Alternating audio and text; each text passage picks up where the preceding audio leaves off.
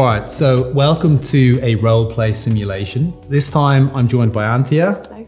Anthea is a trained professional actress. I am not, but all we're going to do is have a conversation. To give you some context, the conversation is going to be built around me getting some budget, hopefully, from Anthea. Anthea, you work for the finance department. Okay. I work for a different department in the same company.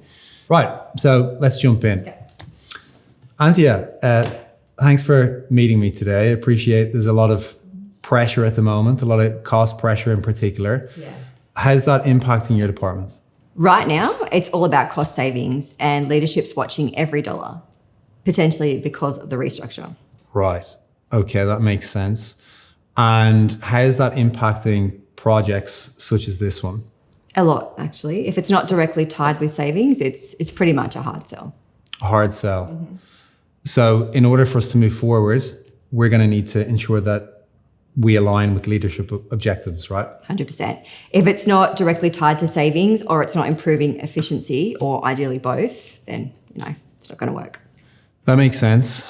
And when you talk about leadership, what sort of proof or evidence do they need around the efficiency and cost reductions? I would say they want hard numbers, and they want to see the savings within the next 6 months. They want to see a return on investment, not just the potential of a return. So hard numbers, Yeah. return on investment, get that. That makes sense too. If we were to demonstrate that there is a workload reduction and time saving reduction, would that be compelling?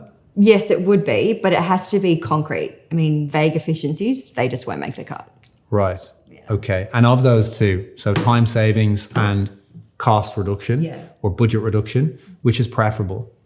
I would say time savings. If it frees people up to do more high impact work, then that's compelling. Okay, good. That's really good to know. Thanks for sharing.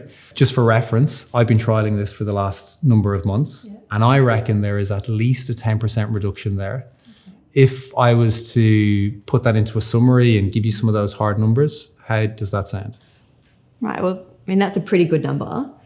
I guess if you could show me how it adds up across departments, it could be worth a better look. Cross departments, so how it could scale. Yeah.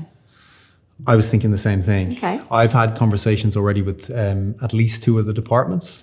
So if I was to demonstrate how that would scale and put that into a report, would that present as a stronger business case? I think so. If you had some real data, I mean, that's what leadership wants. Okay, great. So let me put that into a report with that real data then. I'll have examples too of the trial period and how there's a broader impact here potentially for the org. Right. If I have that across to you by Friday, do you think we could then have a conversation around funding? I mean, I think so. I haven't got a lot of room to move, but I could maybe shift a few things around. Okay, that's all I need to hear.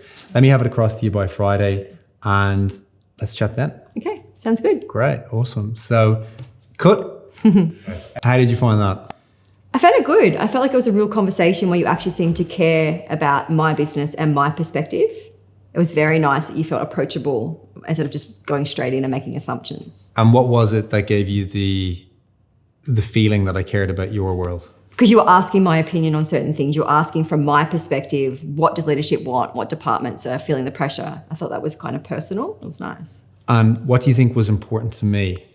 I assumed you were actually caring about how my business was running. Oh, really? Yeah. Well, I was, of course. Sure. But what was a priority for me was budget. I wanted to get some budget from you. And of course, if you just jump straight into that big conversation, you're going to get some initial pushback. So instead, I wanted to lead with some open questions, get a bit more of a flavor around what's going on in your world. Yeah. Then dig a bit deeper with another probing question to get a bit more context. There was an either or question too. So do you want this or do you want that? Made me feel like I was having a say. I had an opinion. Brilliant, that you're in control. And then I shared a bit more information too. So the act of sharing information tends to give you more information. It also tends to build a bit more trust. So I told you about the trial, I told you about the 10% potential, and that I'd had conversations with other departments. So we're asking open questions, we're following up with probing questions, and then we're sharing some information. So there's 3 steps. Great, well done. Good job.